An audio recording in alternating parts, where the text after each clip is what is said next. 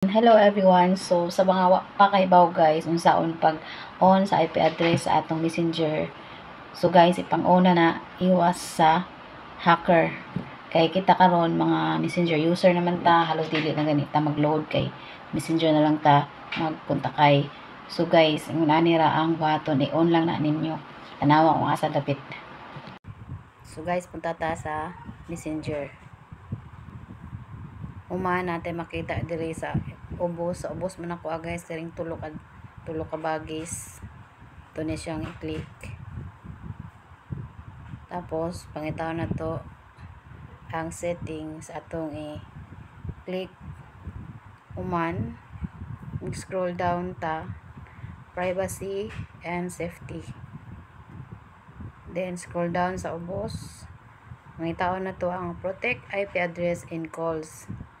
So dara guys, kani human ato ning i-on.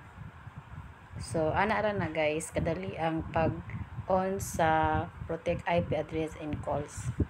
So thank you guys for watching.